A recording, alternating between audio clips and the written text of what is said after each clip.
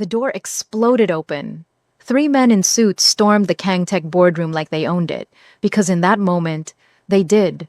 Federal badges, cold eyes, the kind of men who didn't knock because knocking was for people who needed permission. Kang Min-jae didn't move. He sat at the head of the table, broad shoulders squared, neck tattoos crawling up to his jaw like a warning nobody had heeded, watching them lift boxes off shelves and pull drives from computers with the mechanical efficiency of people who had done this before. His CFO was already on his feet, whispering into his phone, eyes darting everywhere except at Min-jae. His legal team had somehow collectively developed the ability to look at walls. His board members, men who had shaken his hand 3 weeks ago and called him visionary, were studying their shoes like scripture. Mr. Kang, the lead investigator, stopped beside him and placed a single document on the table. You'll want to review that. Min-jae looked at it, looked up. I built this company from a shell my father handed me into something real, he said quietly. Whatever that document says, understand that. The investigator said nothing, picked up another box, kept moving. Outside, through the floor-to-ceiling glass, Min-jae could see the journalists already assembled on the sidewalk 40 floors below, cameras pointed upward like they could see through steel and glass directly into his humiliation. Maybe they could. Maybe that was the point. His phone buzzed, his father's name on the screen. He turned it face down. When the investigators finally left, the boardroom was gutted. Shelves stripped, servers gone. The room felt like a body after the soul leaves it, just walls and furniture, and the faint smell of ambition that had curdled into something else entirely. Min-jae stood alone at the window. The headline was already running on the news ticker of the building across the street, big enough to read from where he stood. Kangtech collapse, $280 million gone, heir implicated. He stared at it for a long time. Then he picked up his jacket, walked past the empty desks, the abandoned coffee cups, the resignation letters already piling up on the front reception desk like flowers at a funeral, and he took the stairs instead of the elevator because he wasn't ready to stand still in a small box with his own reflection just yet. He walked out the front door into the wall of cameras and noise, and he kept walking. Nobody followed him. That was the part that hurt most. If you just felt that and you're not subscribed yet, fix that right now. Hit subscribe because what this man is about to walk into will make your jaw drop, and you are not going to want to find out about it in someone else's comment section. We're just getting started, and it only gets more intense from here. 3 floors above the chaos, in a cramped office that smelled like printer ink and cold coffee, Beverly Williams was the only person left at her desk. She was 25 years old, 4 feet 5 inches of composed, deliberate energy, with the kind of face that made people underestimate her right up until the moment she made them regret it. She had grown up in Southside Chicago in a house where the heat sometimes didn't work in January, and her mother worked 2 jobs and nobody handed you anything without a reason. She had clawed her way into this executive assistant role with a communications degree from a school nobody impressive had heard of, and 3 years of making herself indispensable to men who forgot her name at galas. She was not leaving. Her phone rang. Her friend Tamara's face lit up the screen. She picked up. Before you say anything, Beverly Renee Williams, why are you still in that building? Because I'm working. Working for who? They just carried the servers out on national television. Your boss is walking down Michigan Avenue looking like a ghost. The company is done. Beverly looked through the glass wall at the empty boardroom. The stripped shelves, the single document still sitting on the conference table that nobody had thought to take. Done isn't the same as finished, she said. Tamara made a sound that was equal parts disbelief and love. Call me when you come to your senses. Beverly hung up and opened a new document on her laptop. She had been working on it for 2 weeks, before the investigators came. Before the board turned, she had watched the cracks forming in Kangtech's foundation long before the collapse because that was what she did. She watched, she calculated, she planned while everyone else was still comfortable. The document was a proposal, 12 pages, single-spaced, tight. She printed it, clipped it, and put it in a folder. Then she waited. He came back at 8 p.m. She heard his footsteps in the hallway before she saw him. That particular heavy rhythm of someone carrying weight that had nothing to do with what was in their hands. Min-jae stopped in the doorway of the outer office, looked at her like she was something he couldn't immediately categorize. You're still here. I am. Why? Beverly stood up. She was nearly 2 feet shorter than him, and it mattered to her exactly 0%. She walked to his office door, opened it, and set the folder on his desk. Sit down, she said. Please, she added, because she wasn't reckless, just precise. He sat. He opened the folder. She watched him read. She had written it to be read in exactly the order she'd arranged it, so she said nothing while he moved through it, his expression giving away less than she'd expected. He had a good face for concealment. She filed that away. 3 minutes of silence. Clean tech, he said finally, for underserved communities. Solar installation and water filtration. Starting in Atlanta because the infrastructure gaps are documented and the impact investor community here has money looking for a home. I'm radioactive right now. No serious investor will come near my name. Not yours, Beverly said. Mine. He looked up. I pitch. You stay behind the operations rebuild. We give your name time to breathe while I build the investor relationships. 3 months. If we don't have a term sheet in 3 months, you owe me nothing, because there's nothing to owe. And if we do? 25% equity, no salary. The silence that followed was the kind that had texture. Min-jae set the folder down slowly and looked at her. Really looked at her. Like he was seeing her for the first time, after months of her being invisible furniture, in his professional life. You're betting everything on a man who just lost $280 million. Beverly didn't blink. No, I'm betting on a man who built something real once and knows how he did it. There's a difference. Min-jae didn't say yes that night. He said he'd think about it. Beverly went home, made rice, and stewed chicken, called her mother in Chicago, did not tell her about the proposal, and was back at her desk by 7 a.m. Min-jae arrived at 7:15. He looked at her. Looked at the fresh coffee she'd already made. 25%, he said. 25, she confirmed. If this fails, it won't. He almost smiled. Almost. You don't know that. Neither do you. That's what makes it interesting. He picked up the coffee. We need a name. Nova Solutions, Beverly said immediately, like she'd been holding it ready. Because she had. Now here is where most people would expect a montage, a clean little success sequence. But that is not this story, and if you think Beverly Williams just walked into easy money with a handshake and a folder, you have profoundly underestimated what was about to come for both of them. What followed was the kind of work that doesn't look glamorous from the outside. No Instagram moments. Just 2 people in a stripped-down office in Atlanta grinding through the arithmetic of rebuilding something from near nothing.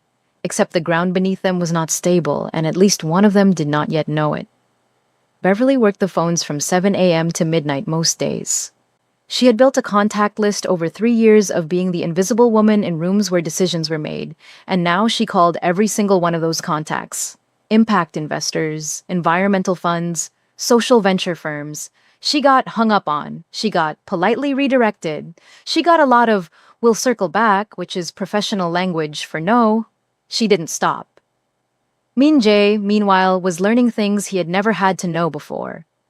What solar panel installation actually cost per unit. What water filtration infrastructure looked like in communities where the pipes were 50 years old. He had run a tech company worth hundreds of millions, and somehow never understood the granular reality of what any of it touched on the ground. Beverly had built that into the proposal deliberately, made sure he couldn't engage with it without confronting the human scale of what they were trying to do. She was strategic like that. 3 weeks in, she caught him at midnight, still at his desk, reading a report on energy poverty rates in Atlanta's west side. You should sleep, she said, pulling on her coat. Did you know that in some of these neighborhoods, families are spending 30% of their income on electricity? He didn't look up. 30% on a utility. I know, Beverly said. I grew up in a house like that. He looked up then. She held his gaze for exactly 2 seconds, then looked away. Lock up when you leave. She was already in the elevator before she let herself exhale. The thing about Min-jae was that he was not what she had expected. She had prepared herself for the version of him the news had constructed, the entitled heir, the connected playboy who had coasted on family money until it collapsed. What she found instead was someone who was genuinely angry at himself in a way that had nothing to do with reputation or appearances. He was angry because he had stopped paying attention, because he had let people manage things he should have been watching, because he had been comfortable, and comfort had cost him everything. That kind of anger Beverly recognized. It was the productive kind, but she was not thinking about Min Jae as anything other than a business partner. She was extremely clear with herself about that.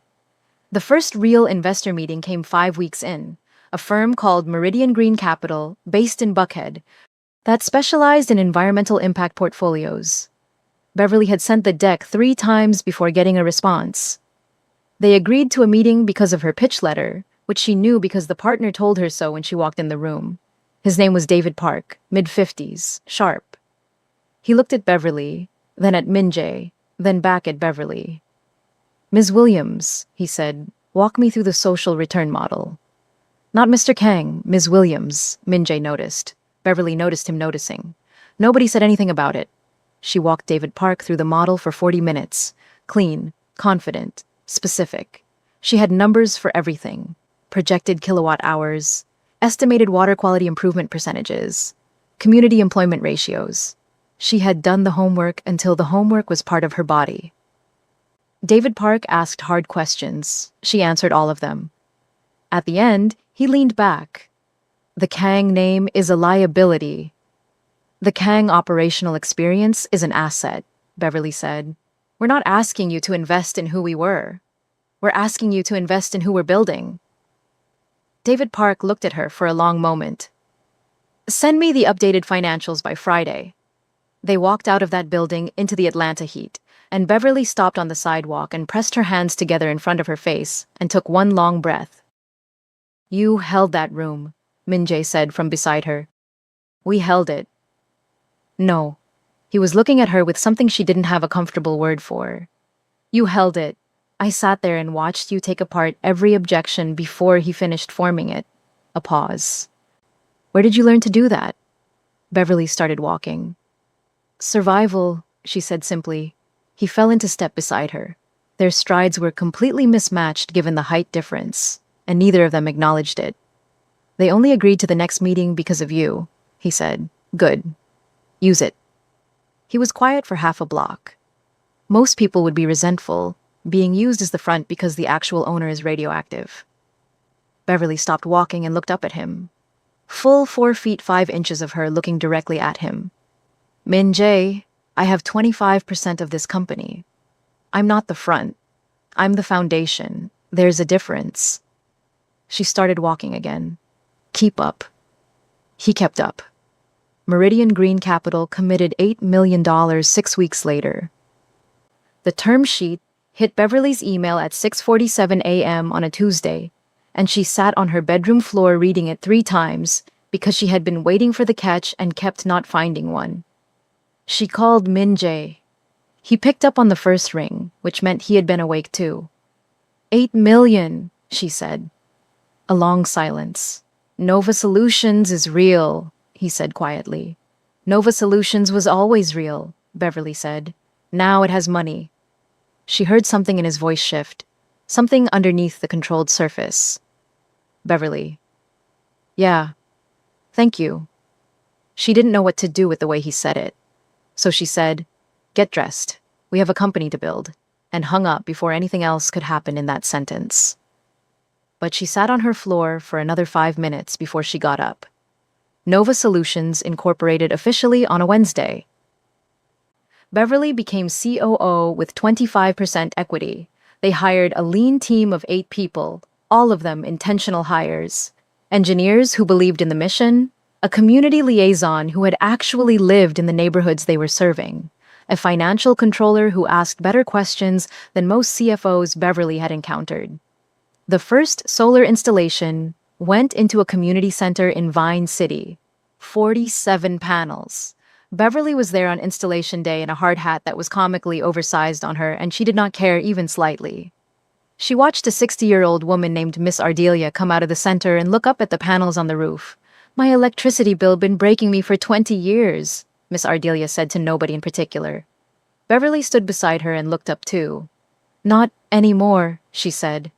Behind them, Min-jae was talking to the installation crew lead, asking specific technical questions in the way he had developed over the past months.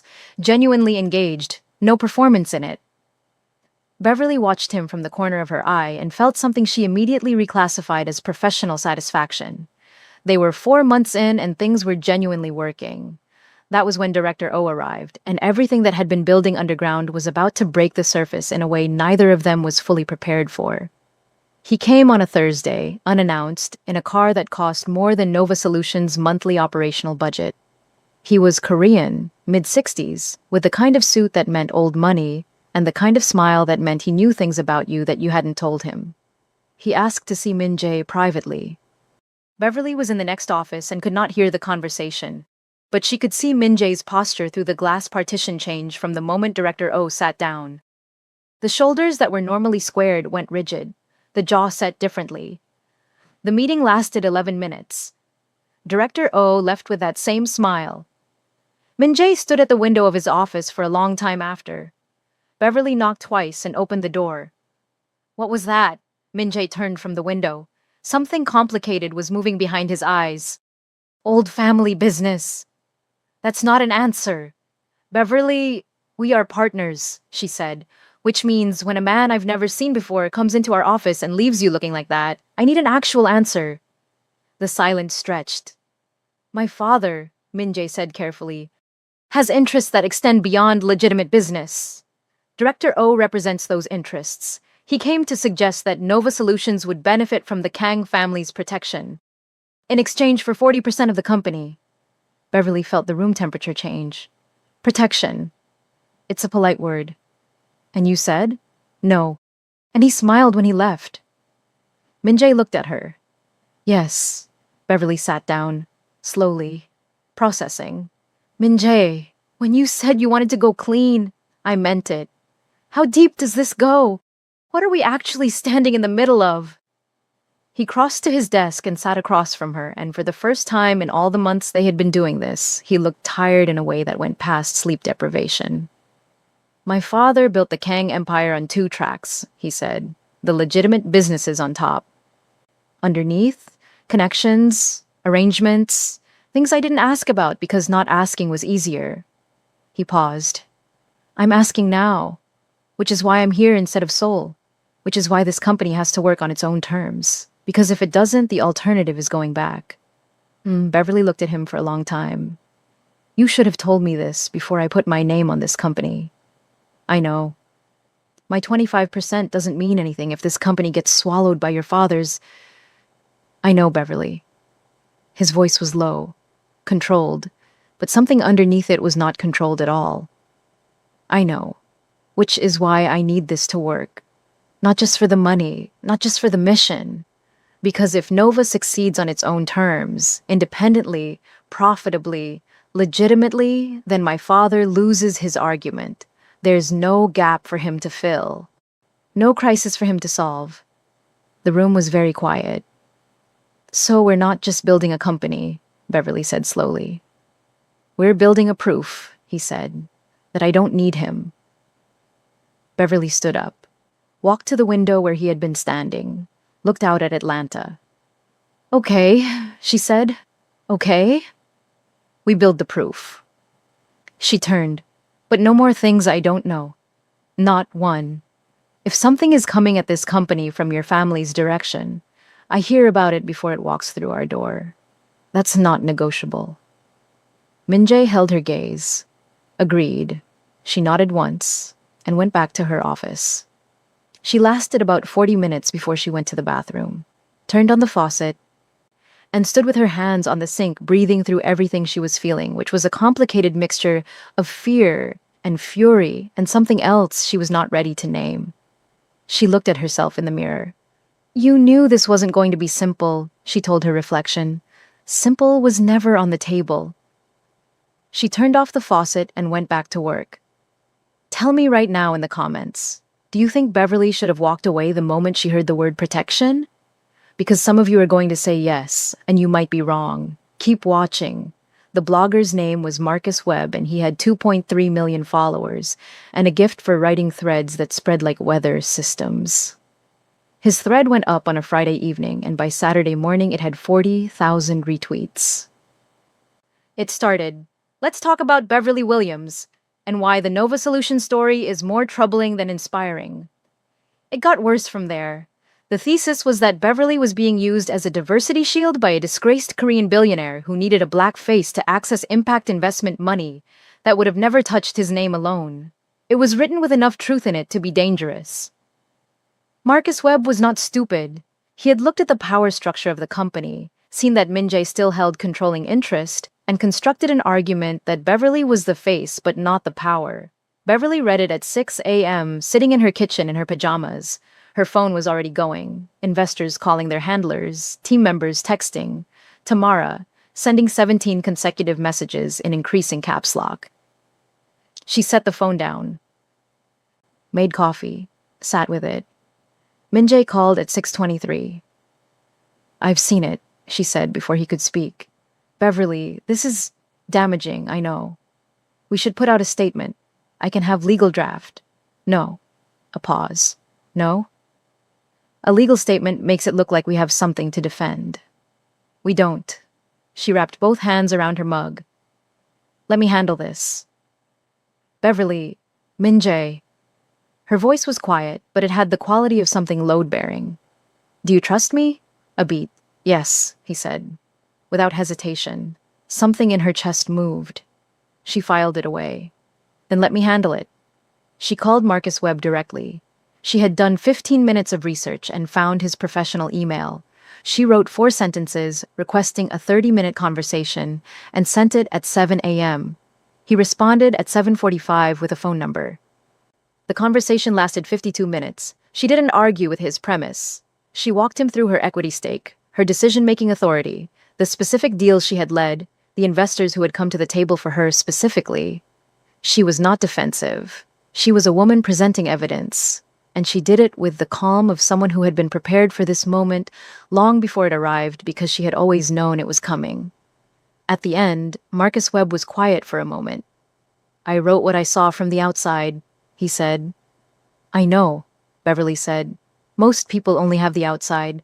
That's not your fault. But now you have the inside, and I'm trusting you to be accurate."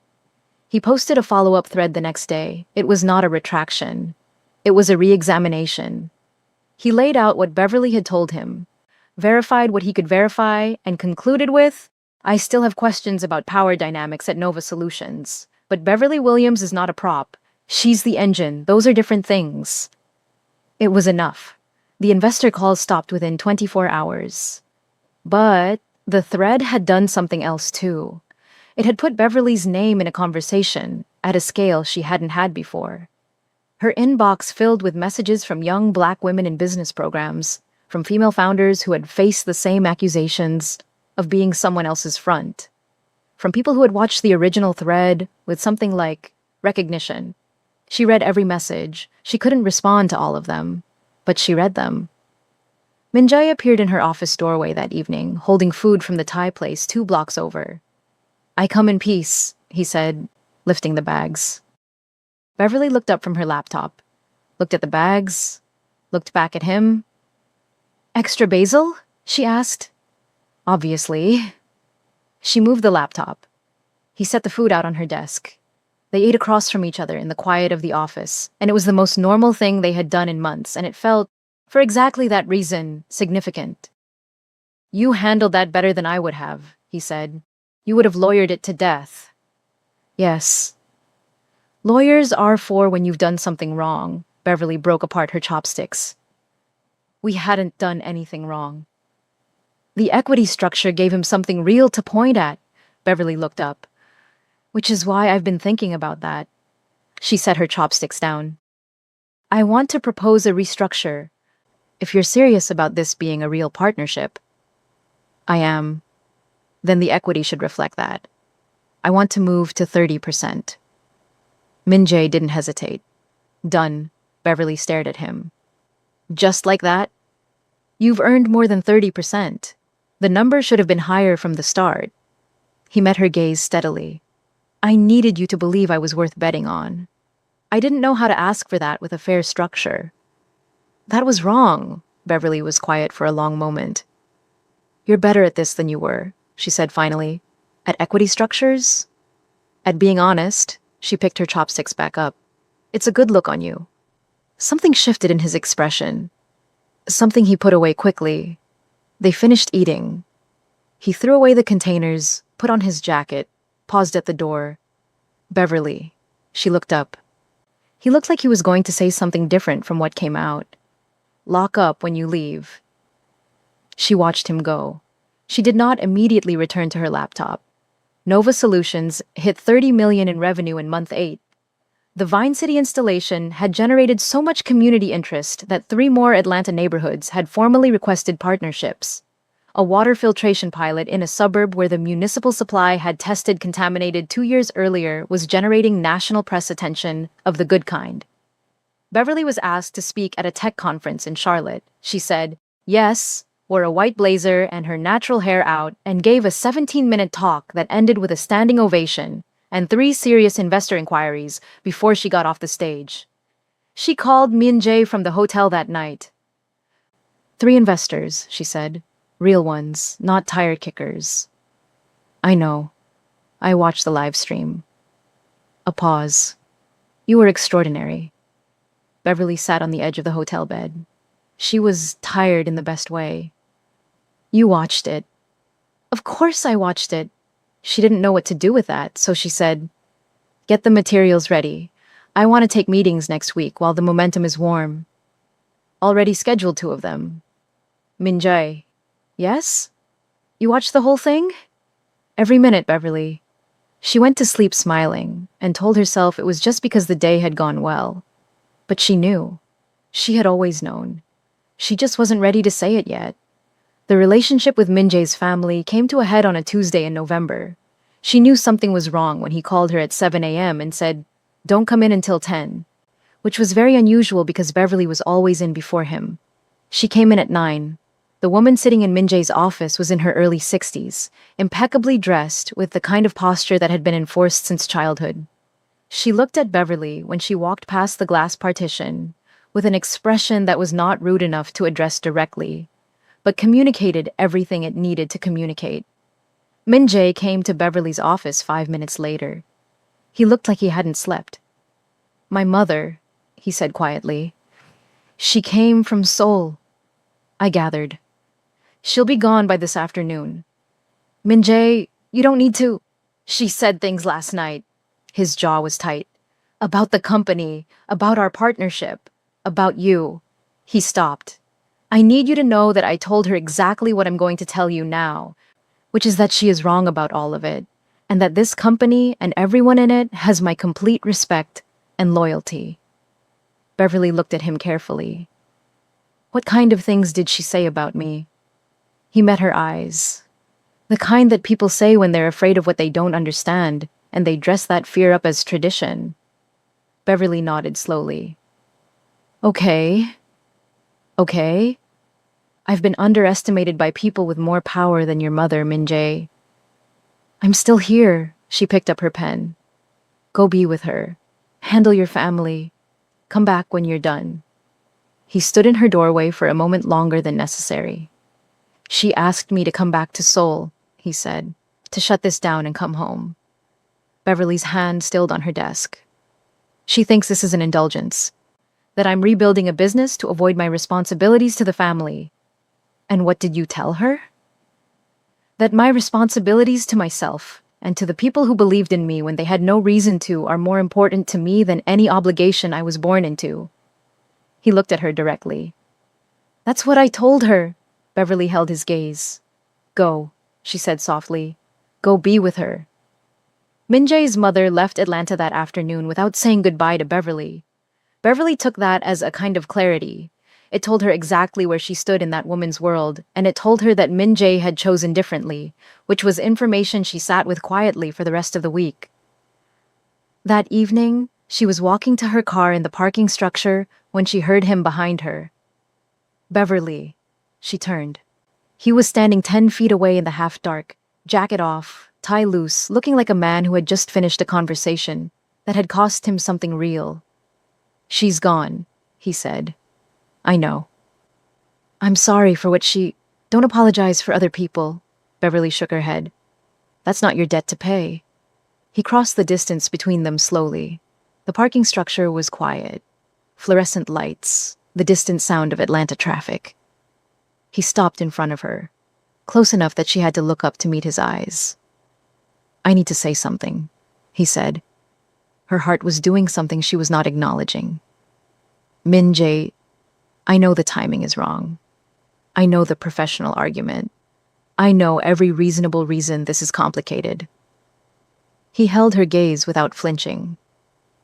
"I also know that I have not been able to stop thinking about you in a way that has nothing to do with this company since sometime around month 3, and I'm tired of pretending otherwise."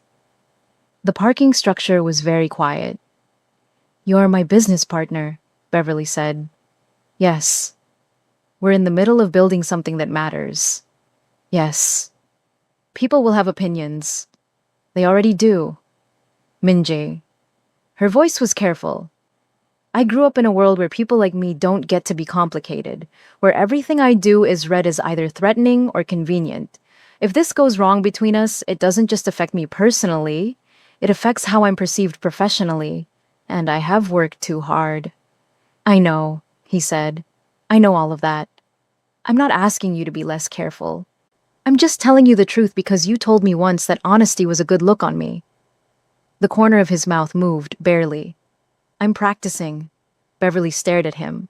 "I'm not saying yes to anything right now," she said. "I'm not asking for yes or no. I'm asking you to know. That's all." She nodded slowly, turned to her car, stopped. "Min Jae?" "Yeah," she didn't turn around. "I've been practicing not thinking about you a certain way since approximately month 2. She got in her car and drove away. He stood in the parking structure alone for a full minute, and if anyone had seen him, they would have seen him smiling in a way he probably didn't know he was doing. This is the moment most stories would let them ride off into the sunset, but this is not most stories. And what was coming next was going to test everything they had built, personally and professionally, in ways neither of them had armor for. If you're not subscribed yet, you are genuinely going to regret missing what comes next. Hit that button, like this video, and drop in the comments whether you think a black woman and a Korean Mafia heir can actually build something real together, or if the world won't let them. We want to hear from you. Director Oh made his second move in December. He didn't come in person this time. He used the press. Financial records from Kang Tech's final months leaked to 3 different outlets simultaneously. The records were real, pulled from the investigation files, but they were presented selectively.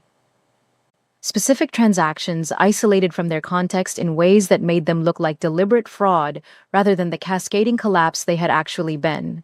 Min Jae's name was attached to authorization signatures that had been routed through his office without his direct approval, a fact that existed in the full record but not in the excerpts that ran. The stories dropped on a Thursday morning. Beverly saw them at 5:45 a.m. She was at the office by 6:15. Min Jae arrived 12 minutes later. They stood side by side in the main office reading the coverage on separate screens, and the silence between them had the particular quality of 2 people choosing their next words very carefully. "Is any of it true?" she asked. Flat. Direct. Not the way they're framing it. "That's not what I asked." He turned to face her. "The transactions existed. I didn't personally authorize them. My CFO had signature authority for routine operations and used it for things that were not routine. I should have been watching more closely. I wasn't." His jaw was tight. "That's the true version." Beverly looked at him for a long moment. "Why didn't you tell me this was a vulnerability?" "I didn't think—" "You didn't think," she said. Her voice was not raised. "That somehow made it worse.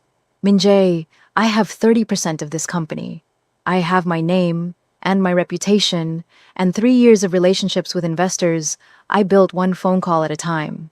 When there are vulnerabilities in our story, I need to know about them before someone else decides how to use them. Beverly, I'm not finished." She turned to face him fully. I have been putting myself between this company and every single threat that came at it. The investor skepticism, the blogger, your family. I have handled all of it because I believed in what we're building. But I cannot protect something if I don't know what I'm protecting it from. The silence between them was not comfortable. You're right, he said. I know I am. I was ashamed of the gap, in my oversight. It was my failure, and I didn't want to bring it into this. He stopped. Beverly turned back to her screen. We have about 4 hours before the investor calls start. Beverly. Something in his voice made her stop. I'm sorry. Not the polite version. Actually, sorry. You have carried more of this than any partner should have to carry, and I have not always been honest with you about the full weight of what you were carrying. That ends today. She didn't turn around. I know, she said quietly. I'm going to be better at that.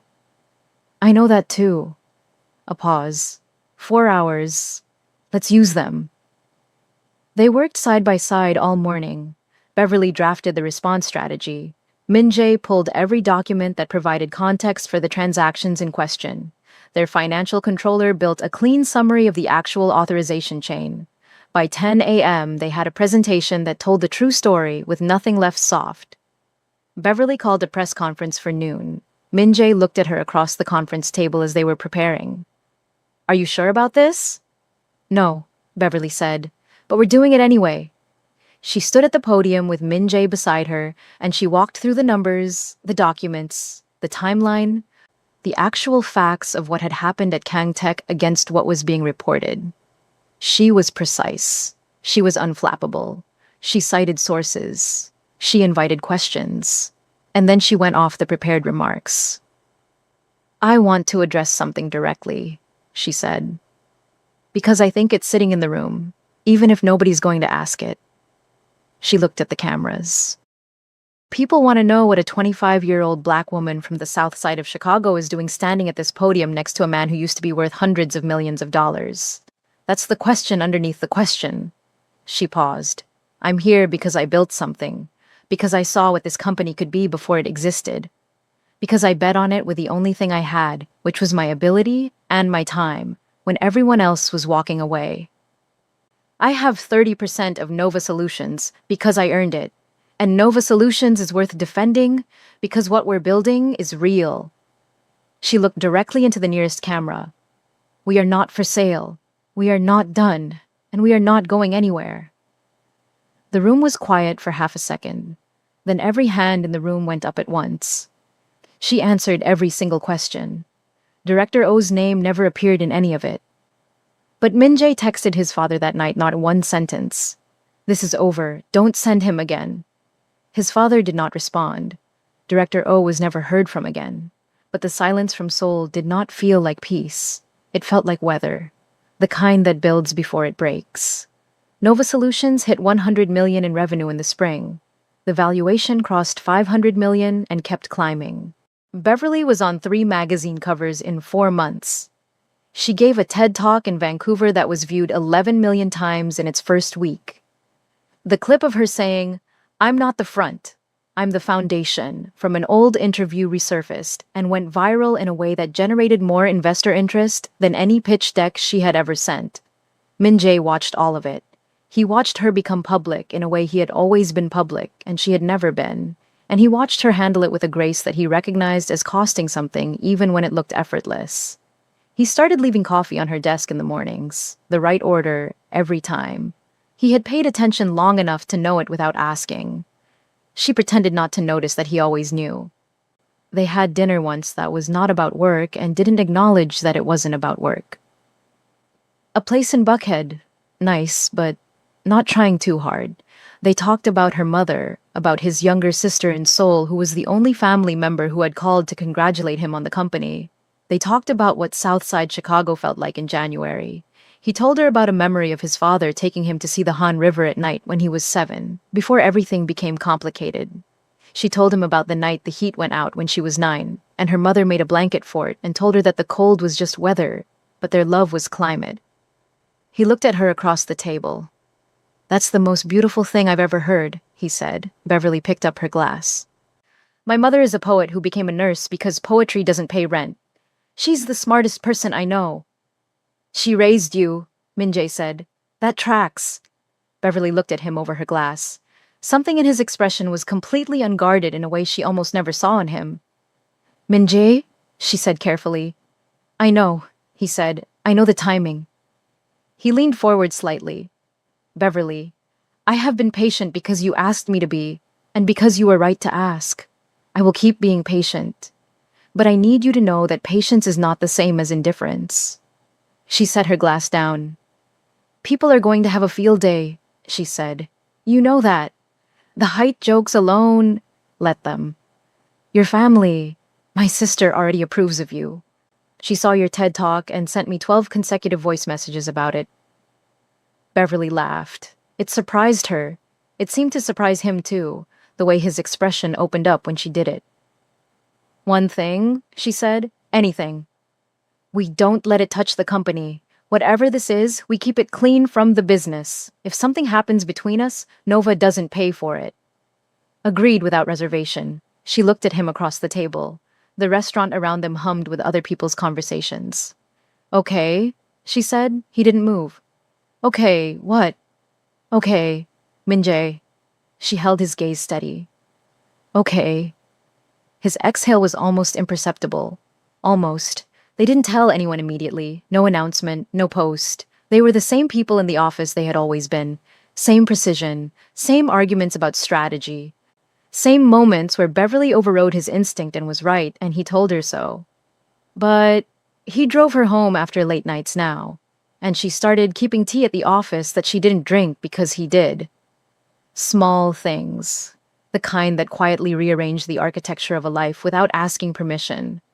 The outside world found out not from them, but from a photographer at a charity gala who caught them in an unguarded moment near the coat check, his hand at the small of her back. Her face turned up to say something to him. Both of them completely unaware of the camera. The photo ran in a gossip column with the headline, Kang Tech, Air and Nova COO. More than business? The comment section was a war zone. Some of it was warm, most of it was not. The racist commentary came dressed in different costumes. Concern about professional dynamics. Jokes about the height difference that weren't really jokes. Coded language about what kind of woman Beverly must be to have gotten someone like me and Jay, as though a man was a destination you arrived at rather than a person you chose.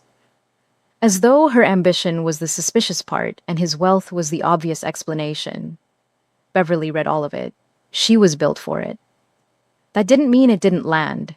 Minjae found her in her office with her laptop open to the comments. Don't, he said. I need to know what we're walking into. You already know what we're walking into. She looked up. Are you scared? He pulled a chair to her side of the desk and sat beside her. Looked at the screen. Looked at her. Of this? He shook his head. Not even slightly. He took her hand on the desk, covered it with his. His hand was twice the size of hers. Of losing you? Constantly. Beverly looked down at their joined hands for a long moment. I'm 4 feet 5 inches, she said. And black, and the COO of a company I helped build from the floor up. Everything about me is going to be a headline. Then let's make sure the story we tell is better than the story they write. She turned her hand over under his and held it. Okay, she said, for the third time. He had learned by now what okay meant when she said it. The acquisition offer came in March. Pinnacle Global, one of the top 5 tech holding firms in the country. Their offer, $1.8 billion for full acquisition of Nova Solutions, both Beverly and Minjae to remain as executives for a minimum of 3 years. Beverly's 30% equity translated to $540 million. She sat with a number in the conference room after the Pinnacle representatives left and said nothing for a full 2 minutes.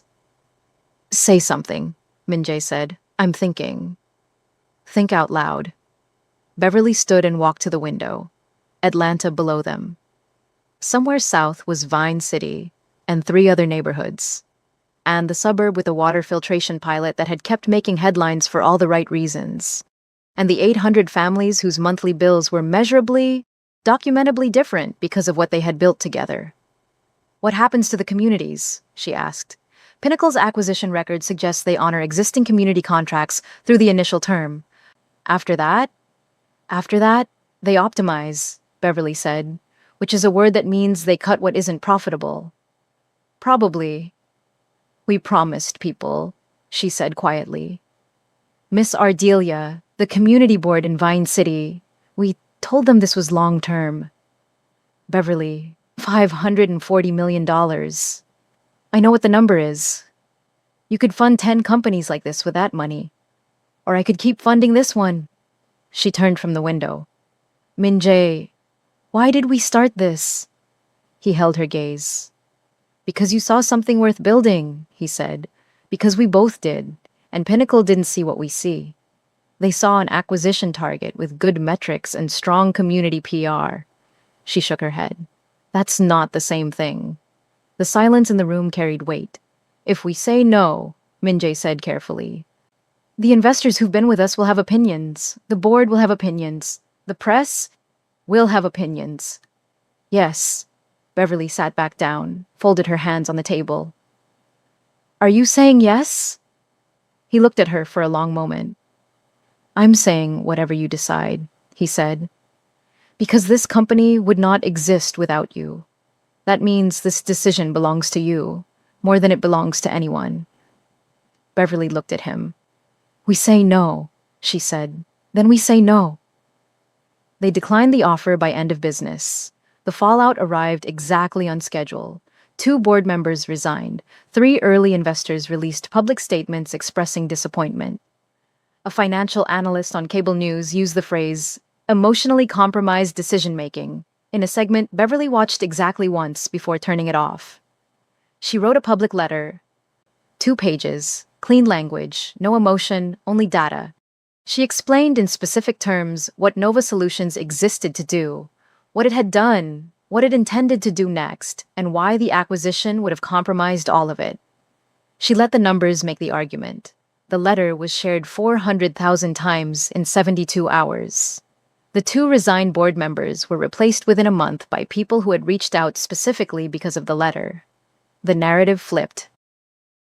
What the analyst had called emotional compromise, the market began calling mission clarity. The distinction mattered to Beverly's credibility in ways that compounded. Nova Solutions hit $1 billion in valuation in the summer, then $2 billion by year's end. The IPO was oversubscribed. Beverly Williams, 4 feet 5 inches from Southside Chicago, watched her net worth cross a threshold she did not have childhood language for, and she called her mother and said nothing for 30 seconds. And her mother said, baby. And somehow that was enough. The world had opinions about all of it. About a black woman and a Korean man building a billion-dollar company out of wreckage. About what she represented and what he had escaped and what their relationship meant or didn't mean, depending on who was interpreting it and why. People who wanted it to be a threat found a way to make it a threat. People who needed it to be a fairy tale flattened it into one. Beverly let none of those versions land. She knew what it actually was. So did he. Min Jae proposed on the rooftop of their building. He had chosen the spot deliberately. It was the same rooftop where 8 months earlier, Beverly had stood looking at the city, after a particularly brutal week, and said she didn't know if she was built for this. He had stood beside her then, and said nothing, because he had learned by that point that she didn't always need words. She needed someone to stay in the standing. He had stayed. He had always stayed. Now he was on one knee with Atlanta's skyline behind him, and a ring that his sister had helped him choose on a video call that went 45 minutes longer than necessary, because he kept asking questions until he was certain. Beverly stood in front of him with both hands over her mouth. I have not made this easy, he said. Any of it. You took a risk on a man who had nothing but the wreckage of what he used to be, and you built something real out of both of us.